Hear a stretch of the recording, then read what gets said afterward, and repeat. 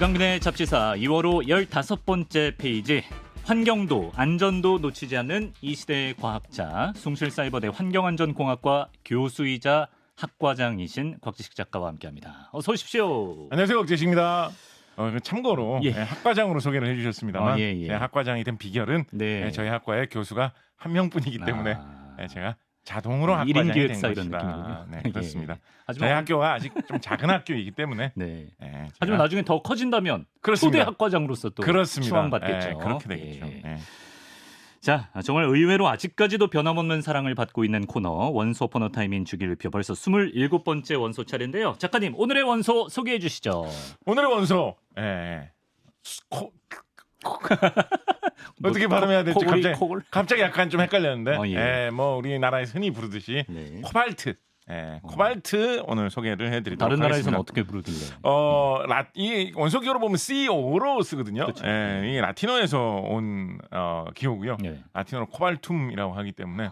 그렇구나. 그런데 이제 코발트라는 요 발음 자체는 사실은 또 독일어 발음에 좀 가깝습니다. 원래 이제 뿌리가 독일에 있는 그런 물질이고요. 그래요. 요거 뭐 말 나온 김에 좀 말씀을 드리면 이게 이제 독일에서부터 원래 나왔던 말인데 이 말이 어떻게 해서 나왔냐면 판타지 영화나 소설 좋아하시는 분들이나 아니면 게임 좋아하시는 분들은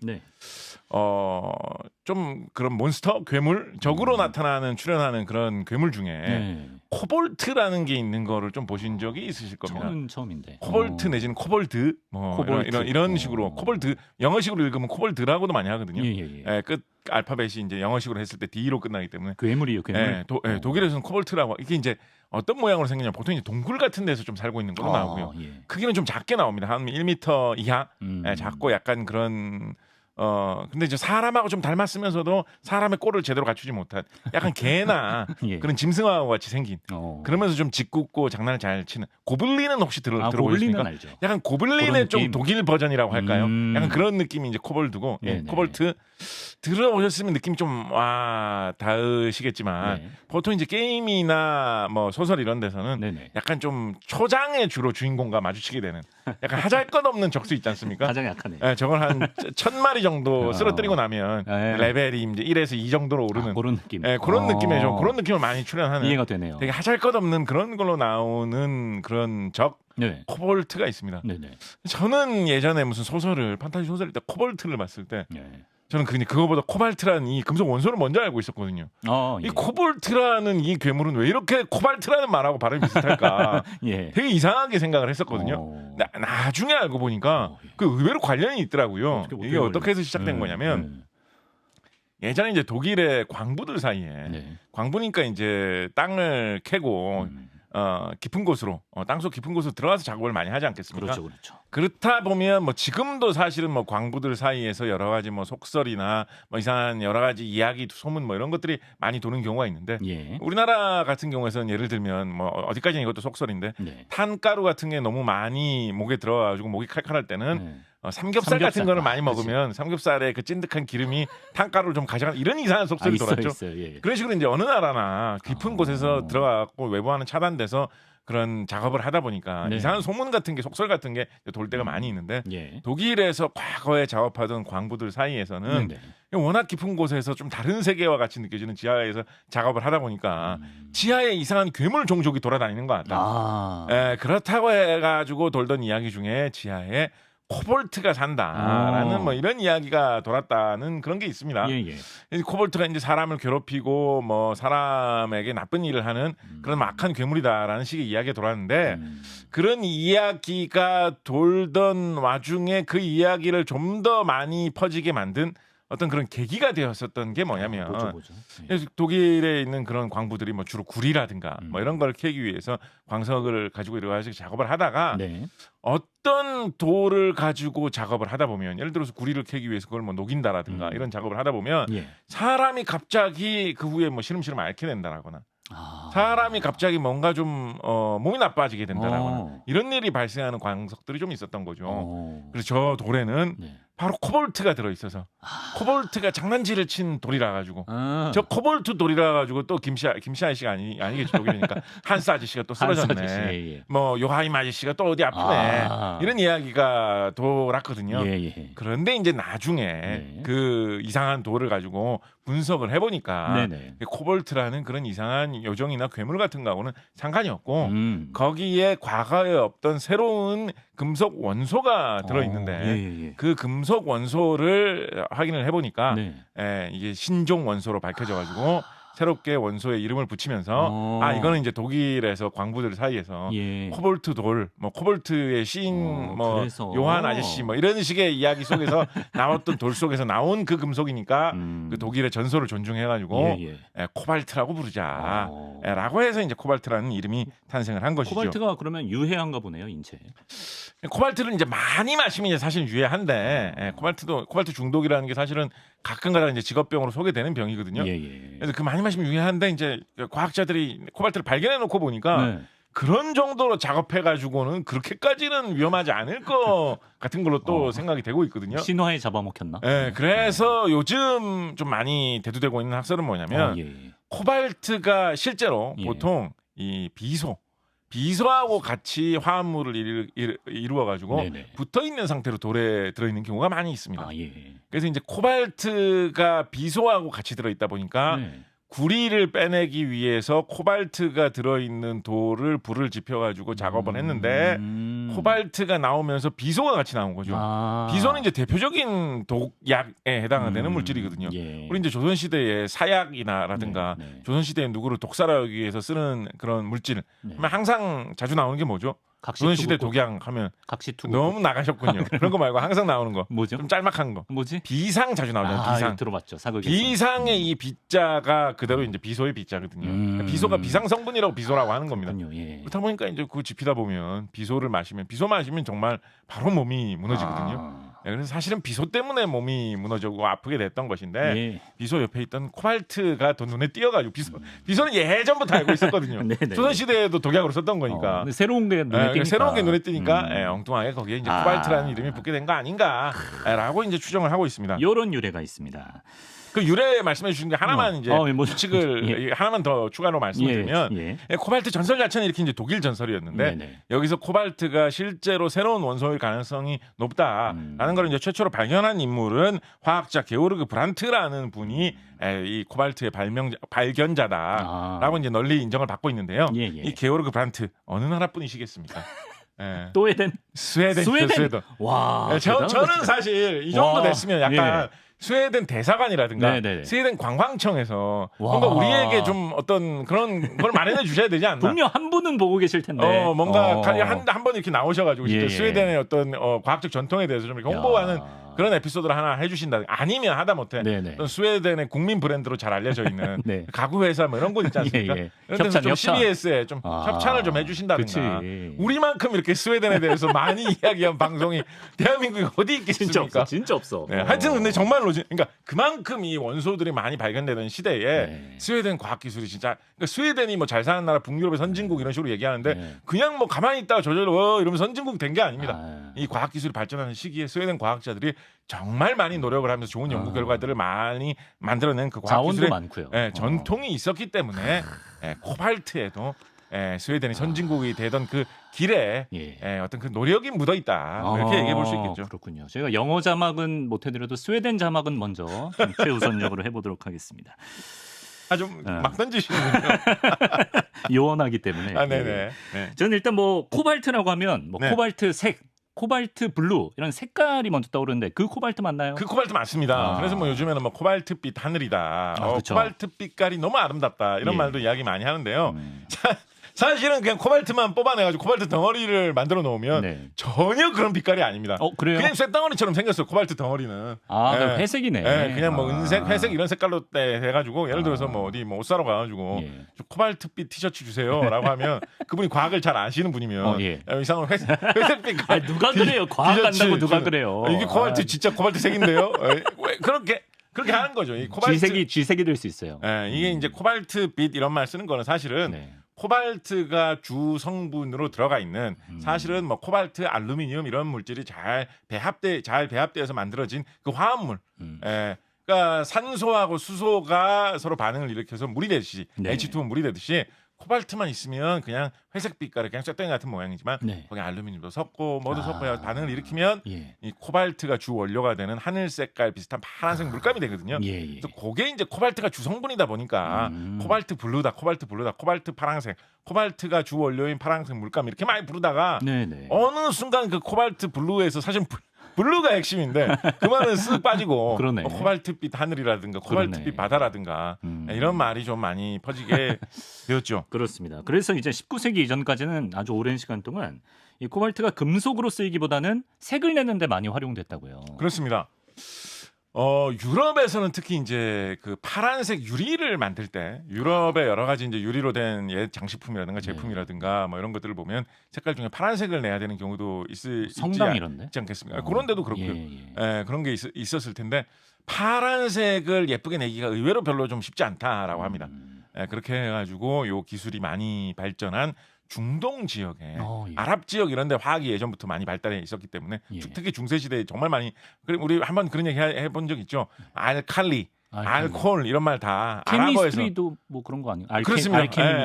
그런 쪽의 영향을 많이 받은 것이다. 예. 알 라딘의 그 알하고 같은 알이다. 네네. 뭐 이런 말씀 드린 적이 있었는데 네. 워낙에 중세 시대에 이 아랍권 중동 지역의 화학이 많이 발달해 있었기 때문에 그런 쪽 지역에서 유럽으로는 아예 파란색으로 이 코발트 물감, 코발트 안료를 이용해 가지고 유리를 만들어서 네. 유리 덩어리를 갖다가 유럽으로 막 수출해 가지고 돈 벌고 이런 거를 많이 했었고요. 네.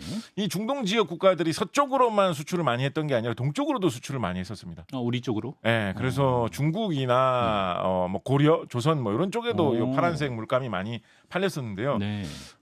중국에 여행을 가시면 중국의 녹차 문화 이런 게 많이 발달해 있다 보니까 네. 중국의 어떤 찻잔이라든가 찻그릇, 찻주전자 이런 거를 이제 기념품으로 사오시는 분들이 많이 계실 텐데 예. 한번 중국 그 도자기 한번 잘 한번 그 언뜻 한번 모양을 떠올려 보십시오. 예. 중국 도자기에 그냥 밋밋한 도자기로만 돼 있지 않고 그림이 그려져 있다라고 하면 네. 무슨 색깔로 그림이 그려져 있는 무늬가 그려져 있다라고 하면 무슨 색깔로 무늬가 그려져 있는 도자기를 제일 먼저 떠올릴 수 있을까 생각을 해보면 네. 보통 파란색으로 무늬를 많이 그려놓은 것들이 지금도 흔히 제품이 많이 생산이 됩니다. 예. 그래서 이제 도자기의 그림을 그리는 그 파란색을 사용을 할 때 뭔가 그 파란색이 멋있다라고 예로부터 생각을 했나 봐요. 예. 그때 이제 요 코발트 물감, 코발트 블루 계통의 요 안료를 잘 만들어 가지고 네네. 파란색으로 그림을 그린 다음에 도자기를 구우면 파란색 색깔이 멋지게 나온다라고 해 가지고 그거를 이제 수입을 해 가지고 이제 그런 식으로 중국인들도 또 뭐 고려 사람들, 조선 사람들도 그거를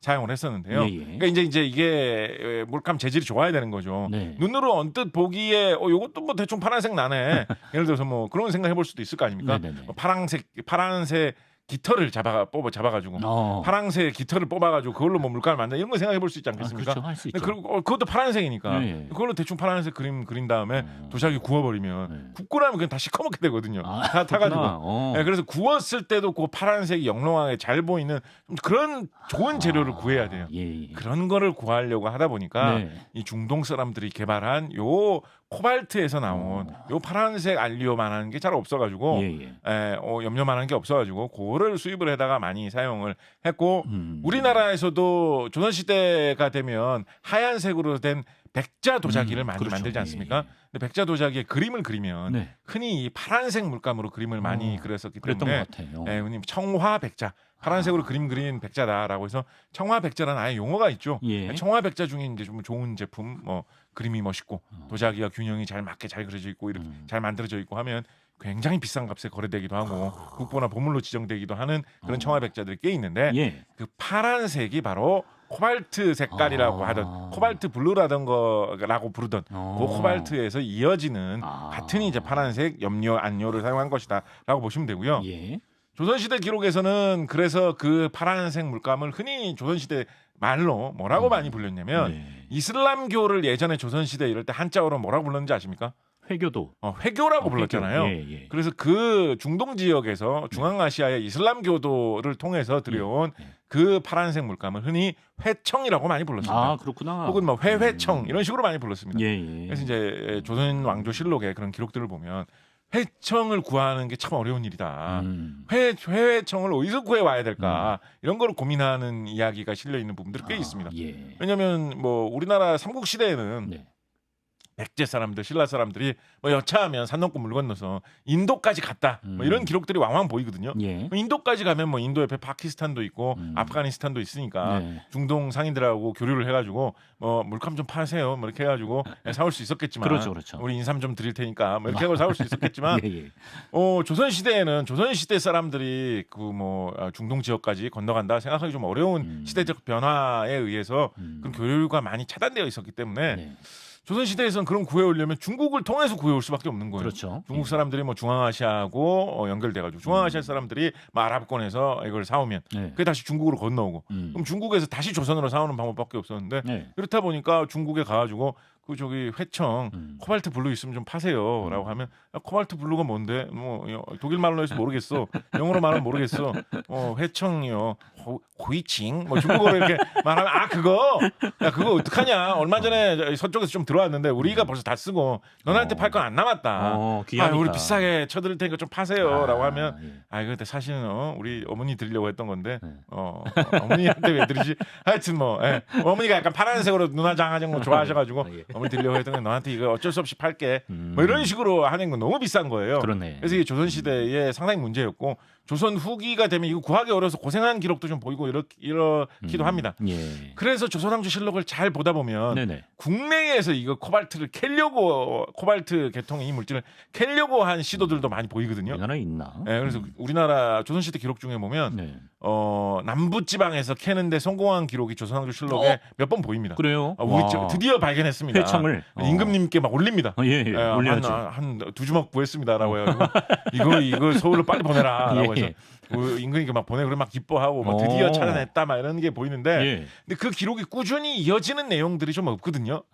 그래서 아마도 일부 좀 겨우 발견되긴 한 건 했는데 대량 생산에는 성공하지 못했던 게 아닐까 싶은 그런 느낌은 좀 있습니다만 매장 돼 있긴 돼 있어요 한반도에? 실제로는 매장량이 없지 않습니다. 그렇구나. 20세기 초에는 우리나라 경상북도에서 좀 남쪽 지역 이런 데서 꽤나 큰 광산이 운영되기도 했습니다. 코발트 광산이요? 코발트 광산이. 그렇구나. 지금 뭐 채산성이 좀 안 맞아가지고 운영이 안 되고 있는데. 아까 실록에도 남쪽이라고. 그러니까요. 그러니까 뭐 있기는 있습니다. 그래서 이제 기술이 발전한 뒤에는 어느 정도 대량 생산은 됐었고 지금은 이제 뭐 채산성이 좀 안 맞아가지고 인건비니 파내는 기핀이 생각을 하면 한국산 코발트는 뭐 지금은 좀 영업 중단해야 되겠다. 그래서 뭐 묻혀 있기는 어느 정도 묻혀 있고 조선시에도 시도는 되어 있었다. 그 정도까지가 이제 제가 아는 영역이고요. 혹시 모르겠습니다. 이게 조선시대 기록을 보면 전라남도 이런 데서 이제 코발트 이 블루 회청 생산에 성공했다 이런 기록이 조선왕조실록에 보이거든요. 그래서 그쪽 지역에서 만약에 최근에 연구하신 분들 사이에서는 그게 이제 실록에까지 안 실려서 그렇지 우리 동네에서는 뭐 꾸준히 생산되었다. 뭐 이런 연구 결과가 나오면 또 재밌지 않을까. 뭐 그런 정도 생각해 봅니다. 네. 어쨌든 한반도에는 굉장히 미미한 양이었던 것 같고 그럼 코발트는 어느 나라에서 주로 생산되나요? 코발트가 이제 전 세계적으로 여러 가지 용도로 꽤 쓰이거든요. 최근에 이제 우리나라에서 관심 많이 갖는 영역은 2차 전지 배터리, 리튬이온 배터리 만들 때 리튬이 주재료고 이제 코발트가 부재료로 들어가는 것으로 해가지고 많이 사용이 되기도 하고 그 이전부터 예전에 조선시대에 그림 그릴 때부터 중세 유럽에서 유리 만들 때부터 파란색 하면 코발트가 쓰였던 것이니까 용도는 예로부터 많았던 물질이기 때문에 수요는 계속 꾸준히 있었던 물질이란 말이죠. 그렇겠네요. 그래서 나중에 이제 세계가 한 가족이 되면서 좋아 전 세계에서 누가 코발트 1등인가 한번 해보자.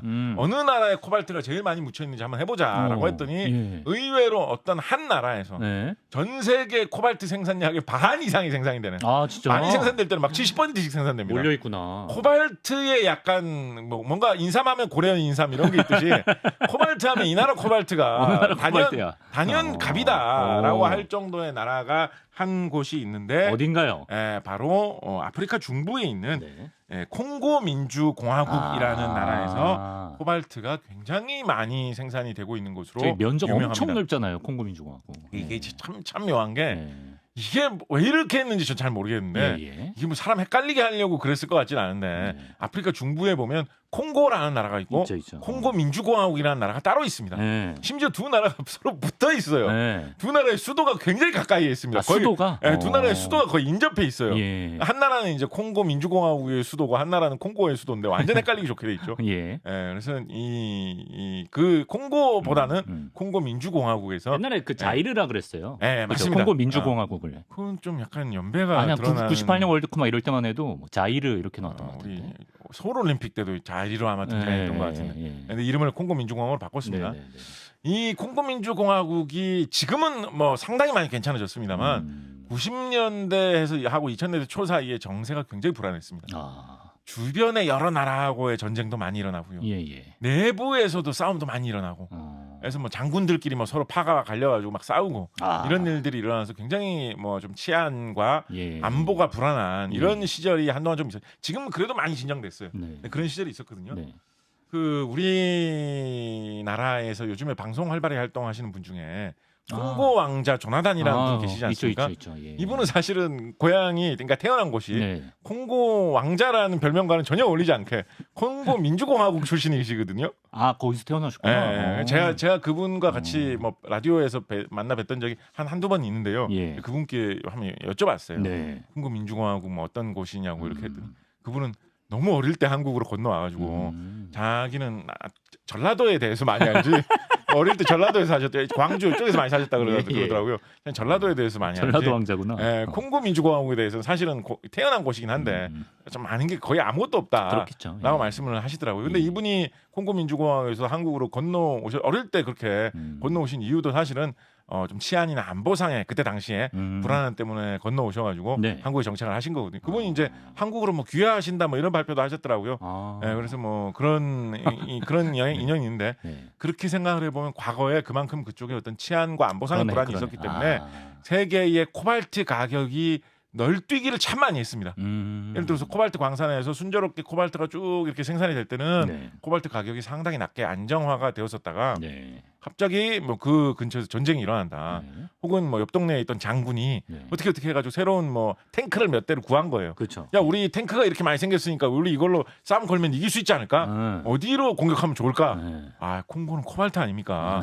저 코발트 강산 갖고 있는 저 장군, 우리 진짜 마음에 안 들었네. 쟤 우리가 쓱싹합시다. 피에르 장군 우리가 없애버립시다라고 하면서 탱크 몰고 쳐들어가면 그 광산에서 코발트 생산이 안 될 거 아니에요. 그렇죠. 그러면 코발트가 귀해져서 세계적으로 코발트 시세가 막 치솟고 이런 일들이 계속 벌어졌거든요.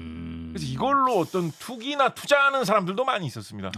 그래서 뭐 영화나 소설 같은 데서 어디까지나 뭐 영화나 소설 시나리오입니다만 그 뭐 투기하는 사람이 뒤에서 전쟁 부추기는 시나리오 뭐 이런 것도 막 나오고 그랬었는데 그건 뭐 영화나 소설 같은 이야기고요. 그거는 실제로 그런데 이 정세의 불안, 치안과 안보의 불안 때문에 과거에는 코발트 값이 널뛰기를 하는 이런 것 때문에 상당히 이제 좀 수입하는 나라는 곤란하겠네. 그렇죠. 그래서 이제 그거와서 이제 이어서 이제 말씀을 드리면 우리나라의 이제 배터리 산업에서 2차 전지 리튬이온 배터리 산업에서 우리나라 회사들이 장기로 삼고 있는 게 우리 망가니즈 편한테 살짝 말씀을 드렸습니다만 NCM 배터리라는 거거든요. 리튬에다가 니켈 그리고 코발트, 망가니즈 이 세 가지 재료를 넣어가지고 만드는 리튬이온 배터리가 우리나라의 장기였는데 기억납니다. 이게 코발트가 그 중에서 제일 단가가 높거든요. 코발트 가격이 이렇게 널뛰기를 하다 보니까 이것 때문에 우리나라 배터리 업체들의 경기, 사업 실적이 들쭉날쭉해지는 그런 문제가 한때 굉장히 심각했고 지금도 가끔은 골칫거리로 언급될 때가 있습니다. 예를 들어서 우리가 기술을 막 개발해가지고 거래선도 많이 뚫어놓고 전기 자동차 만드는 회사들에게 이런 정도의 좋은 리튬이온 배터리를 이만큼 팔겠습니다. 계약을 뭉태기로 해가지고 막 우리가 이렇게 큰 계약 땄다면서 막 보도자료도 다 내고 했는데 갑자기 콩고 민주공화국에서 장군 둘끼리 야 너 그때 어떻게 너 그런 식으로 눈빛으로 보지 마라. 내가 나 보면 똑바로 보지 말고 눈 일단 깔라고 했지. 뭐 이런 거로 장군들 둘이 한번 싸우면 갑자기 코발트 가격이 급등하는 거예요. 그렇죠. 그럴 수 있는 거예요. 그러면 뭐 대량으로 주문을 받아놨는데 코발트 가격이 뭐 요 정도 한 500원 된다라고 생각을 하고 계약을 체결해놨는데 갑자기 4,800원 한다. 아유, 큰일이지. 이게 많이 판다고 좋은 게 아니라 오히려 팔 때마다 미쳐버리잖아요. 그러네요. 그래서 이게 참 희한한 게 그런 증권가에 그런 소문이 있었습니다. 그래서 예. 이게 진짜로 고수들은 네. 우리나라 배터리주에 투자하기 전에 예. 콩고 민주공화국의 정세를 관찰을 한 다음에 투자를 한다. 예. 그러니까 떠도는 이야기예요, 그냥. 절대 투자란 얘기가 아니에요. 근데 그런 말이 있을 정도로. 근데 실제로 그 콩고 민주공화국이 어떤 나라에 있는지 그 나라 사람들 무슨 말을 쓰는지 이런 거 사실 우리나라 사람들이 별 관심 없지 않습니까? 알기도 쉽지 아프리카 중부에 있는 나라에 대해서 별 사실 관심 없기 쉬운데 네. 의외로 이 NCM 배터리, 리튬이온 배터리라는 이 새로운 기술 때문에 네. 우리나라 배터리주가 차지하고 있는 경제의 영향이 얼마나 큽니까? 근데 이 회사들이 잘 되느냐 안 되느냐, 한국 경제가 좋아지느냐 나빠지느냐, 우리나라 경기가 요즘 좋으냐 나쁘냐가 콩고 민주공화국 정세에 의해서 정해지는 그런 시기가 왔다 갔다 한다라는 거죠. 이 코발트를 워낙 콩고 민주공화국에서 많이 생산하기 때문에. 그렇습니다. 이 코너 하다 보면 그런 경우가 많아요. 추가로 말 나온 김에 하나만 더 말씀드리면 NCM 배터리 코발트를 많이 사용하는 이 배터리가 성능이 좋습니다. 그래서 우리나라에서 프리미엄 배터리로 좋은 배터리 만든다고 요거 투자를 해가지고 요거 잘 만드는 기술을 우리나라에서 개척을 해놓은 거거든요. 중국 배터리 회사들은 NCM 배터리 만드는 기술에서 우리나라보다 좀 뒤떨어져 있는 측면들이 많이 있습니다. 그때 말씀하셨죠. 중국에서는 인산철 배터리라고 해가지고 LFP 배터리, 코발트를 사용하지 않는 이런 배터리를 더 잘 만들어요. 성능이 NCM 배터리보다 좀 떨어집니다. 대신에 가격이 좀 싸고. 그렇다 보니까 중국 배터리 생산 업체라든가 중국 전기 자동차 회사 혹은 이 중국 배터리 업체로부터 배터리를 공급받는 뭐 미국 전기 자동차 회사 이런 데에서는 어떤 캠페인, 어떤 광고 같은 게 있으면 혹은 누가 다큐멘터리를 만든다라고 하면 어떤 거에 뒤에 협찬을 많이 해주겠습니까? 콩고 민주공화국에서 지금 이렇게 치안이 불안해가지고 코발트 캔다고 너무 많은 나쁜 짓을 하고 있다. 이런 내용의 어떤 보도 같은 게 있으면 인산철 배터리 만드는 중국 회사나 거기하고 연결돼 있는 전기 자동차 회사들은 코발트 캐는 거의 단점에 대해서 굉장히 많이 강조를 하려고 하는 거예요. 왜냐하면 아직까지는 그래도 전기차를 산다라고 하면 전기차가 좋아서 산다라고 하는 사람들도 물론 있지만 전기차가 어떤 환경상의 장점이 있기 때문에 내가 어떤 지구를 위해서 선행을 하기 위해서 전기차를 산다라는 이 심리가 무시할 수가 없거든요. 그렇죠. 그래서 조금이라도 선한 일을 하기 위해서 전기차를 사려고 하는 건데 잠깐만 NCM 배터리는 그런데 콩고 민주공화국에서 벌어지고 있는 나쁜 일과 연결이 돼 있을 수도 있는데 그거 말고 중국 배터리를 사는 게 더 좋은 게 아닐까? 이게 어떤 프로모션 광고의 어떤 수단이 될 수가 있거든요. 그렇겠네요. 진짜. 그래서 그런 거와 연결 관계를 사람들이 또 주식하시는 분들은 많이 봅니다. 주식하면서 그런 거 관심 안 가질 수가 없잖아요. 그래서 우리가 예전에는 그냥 뭐 제품이 성능이 좋고 단가 떨어지면 그게 갑이지라고 생각을 했는데 요즘에는 배터리 팔면서 콩고 민주공화국의 어떤 평화라든가 인권에 대해서도 신경을 써야 되는 거예요. NCM 배터리가 잘 되려면 콩고 민주공화국의 평화가 찾아오고 인권을 잘 지켜주면서 코발트가 생산이 되고 있다. 콩고 민주공화국에서 뭐 코발트 캐려고 사람들을 뭐 그렇게 괴롭힌다라는 건 뭐 어떤 뭐 블러드 배터리, 뭐 블러드 다이아몬드 이런 거는 이제 옛날 이야기다. 낭설이다. 콩고 민주공화국에도 평화가 찾아왔다라고 자신 있게 말할 수 있는 시대가 되어야지만 그렇죠. 우리나라의 NCM 배터리를 마음 놓고 잘 팔 수 있게 되는 거거든요. 우리 마음대로 되나. 그래서 이게 희한한 게 이제 시대가 자꾸 바뀌면서 뭔가 과거에는 그냥 좀 순수한 어떤 이념으로만 생각을 했던 그런 외교 문제하고 이 기술 경제 문제하고 연결이 돼 있는 거예요. 그러네요, 진짜. 예전에는 뭐 아프리카에서 외교를 한다 그러면 뭐 북한에는 아프리카 나라하고 30개를 수교를 했는데 우리나라는 28개밖에 수교를 못했으니까 모가디슈 나오는. 우리가 3개 더 수교를 해가지고 북한을 이겨야 된다. 이런 것만 외교관들이 신경을 썼거든요. 근데 요즘 시대에는 아프리카 우리 외교를 한다 그러면 그 생각을 외교관들이 해야 되는 거죠. 우리가 콩고 민주공화국에 가가지고 여기에 인권과 평화가 지켜지는데 조금이라도 우리가 도움을 줘야 된다. 그럼 뭐 세계 평화를 위해서 도움을 주는 그런 것도 있지만 우리한테도 그게 돼야지 한국 배터리 업체들한테 이익이 되고 한국 경기가 살아가기 때문에 우리가 세계 평화를 위해서 노력할 필요가 생기는 이런 연결고리가 코발트 때문에 기술의 발전과 기후 변화 때문에 생겨나고 있는 것이 현대의 상황이다라는 것도 생각을 해두시면 좋겠죠. 예, 그렇습니다. 자, 이렇게 배터리, 뭐 전지에 활용되는 코발트 이야기와 또 콩고 얘기까지 해봤는데, 코발트 뭐 합금을 스텔라이트라고 부른다는데 그건 뭔가요? 스텔라이트는 이제 크롬하고 주로 이제 섞어서 철에다가 사용하는 이제 합금으로 알고 있고요. 예. 크롬을 사용을 하면 이제 스테인리스가 돼가지고 녹이 안 쓴다라고 말씀드렸죠. 맞아요. 그 성질을 유지하면서도 뭐 여러 가지 더 좋은 튼튼한 열에 잘 견디는 뭐 이런 성질을 내기 위해서 코발트도 첨가하는 경우 있고요. 예. 그리고 알티코 자석 뭐 이런 이름으로 팔리는 강한 자석 중에서도 코발트를 좀 사용을 해가지고 자력을 더 강하게 하는 그런 경우도 있습니다. 저는 어릴 때 저희 집에 왜 그런 게 집에 있었는지 모르겠는데 예. 집에 돌아다니던 자석 중에 네네. 엄청나게 센 자석이 하나가 있었거든요. 약간 손가락만한 자석인데 예. 보통 그냥 우리가 막대 자석 말발굽형 자석, U자형 자석 이런 거 사용하는 것보다 한 체감 한 20배 정도 센 것 같은 엄청나게 강한 자석이 집에 하나 굴러다니고 있었어요. 가본가요? 그래서 저는 그거를 어릴 때 진짜 막 유치원생 이럴 때 그걸 아주 막 초강력 자석이라고 부르면서 막 장난치면서 막 거기에서 무슨 자력 대포가 나오는 식으로 막 마법의 무슨 전자총 혼자 노신 건가요? 친구가 놀아줬나요? 광선총 같은 식으로 막 장난치고 막 그랬었는데 왜냐면 약간 길쭉하게 생겨가지고 총처럼 쥐기 좀 좋게 생겼거든요. 되게 궁금하네. 그런데 그 자석에 알파벳으로 CO라고 적혀 있었어요. 저 어릴 때는 그 CO가 그게 알파벳인지도 모르고 컴펜인가? 무슨 어떤 마크라고 생각을 했어요. 동그라미하고 약간 이런 반원형에 있는 그런 막 초강력 자상을 나타내는 신비의 마크라는 식으로 생각을 했는데 나중에 자라나가지고 생각을 해보니까 그게 코발트를 사용해서 만든 자석이었다는 초강력 자석이 표시였던 것 같습니다. 예, 알겠습니다. 시간이 많이 지나서요. 벌써요? 하나 정도 얘기하면 하나만 더 얘기하면 안 될까요? 하나만 진짜 골라서 하시죠. 중요한 거 중요한 하나 맞히죠. 예. 코발트가 아까 이제 뭐 사람이 너무 많이 먹으면 중독도 된다라고 그랬고 그리고 뭐 다른 뭐 철이나 아니면 뭐 무슨 뭐 망가 또 뭐 좀 알루미늄 이런 것처럼 아주 흔한 물질은 아니지 않습니까? 그래서 좀 희귀한 물질에 속합니다. 그렇다 보니까 콩고 민주共和国에서 많이 생산이 안 되면 뭐 가격이 널뛰게 하는 그런 뭐 금은만큼 그렇게 뭐 희귀한 건 아니지만 비교적 뭐 우리가 그건 널려 있다라고 하기에는 좀 희귀한 물질인 편에 속합니다. 그런데 코발트가 들어있는 물질 중에 코발트와 다른 원자가 조합되어서 생겨 있는 물질 중에 우리가 꼭 먹어줘야 되는 물질이 있어요.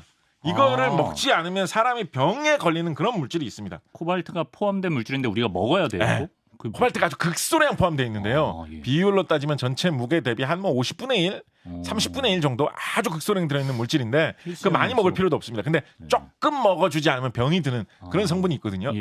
우리가 어떤 성분인데 조금 먹어줘야지 몸이 건강할 수 있는데 그걸 먹지 않으면 병드는 그런 성분 중에 일부를 묶어가지고 그런 것들을 비타민이라고 부르죠. 그게 비타민이에요? 그래서 비타민 A나 비타민 B, 뭐 비타민 C 이런 거는 뭐 많이 먹어봐야 뭐 크게 도움은 되지 않지만 안 먹으면 병이 드는. 그래서 조금은 항상 조금씩 먹어줘야 되는 그런 게 이제 비타민 시리즈인데요. 그렇죠. 비타민 B 중에서 비타민 B12에 바로 코발트가 들어 있습니다. 비타민 B12까지 있는 줄도 몰랐어. 비타민 B12의 코발트가 무게 대비로 따지면 한 30분의 1 정도. 코발트만 있으면 코발트 그렇다고 나 비타민 B12 먹으려 해서 코발트 그냥 퍼먹으면 큰일 납니다. 코발트는 그게 일부. 그게 아닙니다. 그 코발트에 규칙적으로 다른 탄소, 수소, 산소 이런 원자들이 딱 붙어 있어가지고 비타민 B12가 돼야 되는 거예요. 반대로 말하면 거기서 코발트를 그렇다고 빼내면 비타민 B12가 아닌 거죠. 그러네요. 코발트가 꼭 있어야 돼요. 근데 코발트가 뭐 흔한 게 아니잖아요. 예를 들어서 무슨 뭐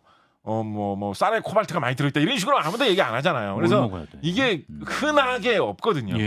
그래서 보통은 이거를 어디에서 섭취를 많이 하냐면 딴 동물들도 대부분 비타민들이 필요하기 때문에 땅 동물들의 몸속에 비타민이 들어있거든요.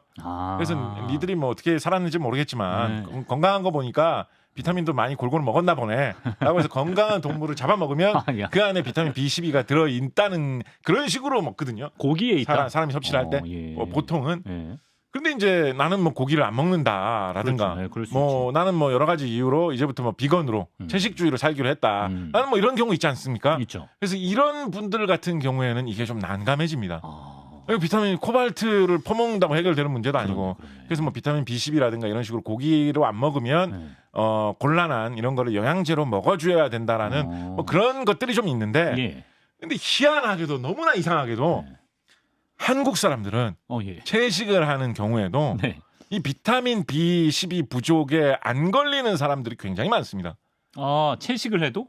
채식을 해도 고기를 안 먹어도 왜? 네. 너무나 신비한 거죠. 한국 사람들은 그러니까 이게 만장이 진짜 한국인들이 신비의 종족이라면 진짜 코볼트의 후손이라면 몸속에서 비타민 12를 만들어내는 그 희한한 유전자가 있다 이런 걸 수도 있을 텐데 예. 그렇지는 않아요. 아무리 한국인이라도 다 같은 인류의 일원이기 때문에 그렇지는 않아요. 예. 그렇다면 답은 뭐겠어요? 딴 나라 사람들은 뭔가 안 먹는 것 중에 한국인들이 먹는 음식 속에 코발트, 비타민 B12가 많이 들어있는 뭔가 그런 게 있다라는 거겠죠? 김치는 아닙니다. 저거 고사리. 근데 생각해보면 김치는 원재료 자체는 딴 나라에서 좀 먹는 거잖아요. 배추니까. 네, 고추, 배추 뭐 이런 거니까. 고사리. 근데 이걸 생각해보세요. 이게 코발트가 흔한 게 아니기 때문에 애지간한 습성을 가진 평범한 동식물 사이에서는 이게 있을 리가 없을 거예요. 희귀한 거기 때문에 그러네. 아주 특이한 습성을 가진 우리나라에 이상한 데서 사는 이상한 데서 산다. 그러니까 딴 나라 사람들은 그걸 왜 먹어 싶은 그런 거에 들어있을 거예요. 맞습니다. 미역. 정확하게는 미역보다도 이 김에 좀 많이 들어 있습니다. 김이면 우리 엄청 좋지. 미역에도 아마 제가 알기로 비타민 B12 좀 들어 있는 걸로 알고 있는데 해조류. 그 미역은 좀 정확하지 않고요. 김에 좀 많이 들어 있습니다. 김입니다. 김. 왜냐면 해조류가 해조류하고 해초류하고 다릅니다. 해초하고 해조하고 해조류하고 완전 달라요. 해초는 그냥 식물이고요. 해조류는 광합성을 하기는 하지만 식물이 아닙니다.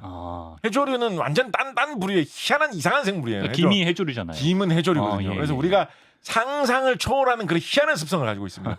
김은 정말 그러니까 하나만 소개해드리면 이게 너무 길어지네. 하나만 소개해드리면 그런 거 혹시 생각해 보신 적 있으십니까? 김 양식 많이 하잖아요. 그죠? 양식을 하려면 뭐 예를 들어서 이게 쌀을 기른다라고 하면 쌀을 씨앗을 뿌려가지고 이 모를 길러가지고 모내기 해가지고 쌀 만드는 거잖아요. 그죠? 씨를 뿌려서 기르지 않습니까? 김을 양식할 때는 그럼 뭐 김 씨앗 같은 걸 뿌리겠죠? 김 씨앗을 어떻게 뿌릴까요? 그런 거 보신 적 있으세요? 여기 뭐 전라남도에 김 키우는 곳입니다. 어민들이 김 씨앗을 뿌리고 있군요. 이런 거 보신 적 있어요? 보신 적 별로 없는 것 같죠? 생각 안 해봤어. 근데 그런 장면 같은 거 별로 안 보고 모내기 할 때 모내기철에 맞아서 바다에서도 김 씨앗을 뿌리 이런 거 본 적 없으신 것 같잖아요. 그죠? 이게 김이 일반적인 그런 습성, 우리 상상을 초월하는 습성을 가지고 있습니다. 줄에 매다나? 그러니까 줄에 매다는데 줄에 매다면 그러면 뭘 어떻게 하겠어요? 줄에다가 이렇게 씨앗을 심나? 어떻게 될까요? 김이 어떤 형태로 이게 자라나냐면 김이 약간 그런 곰팡이나 버섯 비슷하게 포자로 번식을 하는데 포자 자체를 뿌려준다라고 해서 양식이 안 됩니다. 포자 상태일 때의 김은 아주 희한한 이상한 뭐라고 해야 될까요? 약간 하여튼 상상을 초월하는 어떤 동물과 비교해야 될지 좀 알 수 없는 뭔가 이끼라고 해야 될까요? 희한한 상태를 가지고 있습니다. 그래서 이 김 약간 새끼 김이라고 할까요? 애벌레 김이라고 할까요? 새끼 김이라고. 그거는 어디에 사는지 아세요? 어디? 우리 흔히 상상을 할 수 있는 그런 곳에 안 삽니다. 어디에 사는지 아세요? 어디요? 굴 껍데기나 조개 껍데기 속에 파고 들어가서 삽니다. 껍데기 안쪽으로 파고 들어가시죠? 와. 그래서 이거 김을 키우기, 김 양식을 하기 위해서는 그 겨울철에 굴 제철이 되면 굴 많이 까고 굴 껍데기 버릴 거 아니에요. 그걸 가져옵니다. 그거 골칫덩어리라 그랬는데. 근데 그걸 가져옵니다. 그래서 김 양식하는 그곳의 어떤 중심지에 그 굴 껍데기를 쌓아놓고 거기다 김 포자를 뿌려요. 김 포자를 뿌려요. 그럼 그 김 포자가 굴 껍데기 속에 들어가가지고 거기서 어느 정도 자라납니다. 그러면 그거를 모내기 하듯이 그게 어느 정도 자라나고 나면 그 굴 껍데기 속에 들어있는 거를 다시 뽑아내가지고 양식하는 그 양식 줄에다가 붙여가지고 그거를 이제 기르는 거거든요. 그래서 이거 한번 검색해 보시면 나와요. 인큐베이터네, 굴껍데기. 굴껍데기 인큐베이터 역할을 하는 거예요. 검색해 보시면 나와요. 그래서 우리가 육지에서는 모내기를 하듯이 바다에서는 뭘 하냐면 굴 껍데기 속에서 자라나고 있는 그 애벌레 김을 이끼 김이라고 할 거예요. 김 어린 버전, 새끼 김 버전. 어린 김. 그거를 옮겨오는 작업을 모내기처럼 하는데 어떤 식으로 하냐면 그 양식을 보통 줄에다가 붙여서 하기 때문에 줄을 거대한 물레방아 같은 데다 이렇게 감아놓고 그 굴 껍데기가 담겨 있는 그 어린 김들이 새끼 김들이 자라나고 있는 물 속에서 그 물레방아 같은 걸 계속 돌립니다. 건너와라 하면서 계속 꼬시는구나. 이게 조선 시대 때부터 이런 방식으로 했다면 노래도 불렀겠죠. 뭐 어떡해요? 김아 건너와라 뭐 노래도 불렀을 법한데 요거는 근데 최신 공법, 의외로 최신 공법이에요. 그래서 노래 같은 거는 좀 개발돼 있지 않은 것 같아요. 아마 뭐 임영웅 노래 같은 거 부르시면서 하시겠죠. 그거를 하세요, 정말로. 한번 검색해 보세요. 이상 물레방아 같은 거 돌리면서 김 모내기를 합니다. 그러면 줄 같은 데로 새끼 김이 건너오고 그러면 그거를 바다에다가 본격 심어 넣으면 거기에서 우리가 생각하는 그 김 모양의 김이 이렇게 무럭무럭 자라나는 거거든요. 예. 진짜 이상한 습성을 가지고 있는 그거 현미경으로 확대해서 보면 모양도 희한하게 생겼습니다. 예. 이게 자라서 김이 된다고 상상도 할 수 없는 모양으로 생겼는데 이런 아주 특이한 습성을 가지고 있기 때문에 바닷물 속에 들어있는 극소량의 코발트를 흡입을 해가지고 자기 몸속에서 비타민 B12를 스스로 만들어내는 거예요. 그렇구나. 그래서 한국인들은 뭐 김밥도 먹고 김초밥도 먹고 김 구워서도 먹고 그렇죠. 뭐 김 튀겨서도 먹고 여러 가지로 뭐 떡볶이집에서 김말이도 먹고 그렇죠. 김을 한국인들은 김 예전에 전통적으로 김 먹는 나라가 전 세계 몇 군데 없습니다. 일본 사람, 한국 사람 정도? 뭐 이탈리아 사람들 가끔 별미로 먹는다고 하고 스페인 사람들 별미로 먹는다고 하고 한국 사람들만큼 김 많이 전통적으로 먹던 그래서 전 세계에 수출되는 김 중에 절반이 한국 김이다라고 할 정도로 김이 굉장히 특이한 그런 생물이자 식품이거든요. 코발트가 그 속에 들어있다. 그래서 한국인들은 채식만 하더라도 적어도 비타민 B12 부족에는 걸리지 않는데 그 비밀을 코발트가 품고 있다. 이렇게 얘기해봐도 좋겠죠. 그렇습니다. 우리 뭐 김밥 실컷 먹으니까 부족할 염려가 없네요. 김밥 좀 먹고 싶네요. 사드리겠습니다. 네네. 정말로. 맛 좋은 뭐 고기에도 있지만 김에도 있고 또 푸르른 하늘 또 배터리에도 들어있는 27번째 원소 코발트 알아봤습니다. 하늘은 코발트 안 들어있고요. 하늘은 비유적인 코발트 거죠. 블루, 코발트 비유적인 블루. 거죠. 네네. 곽재익 작가 오늘도 말씀 고맙습니다. 감사합니다.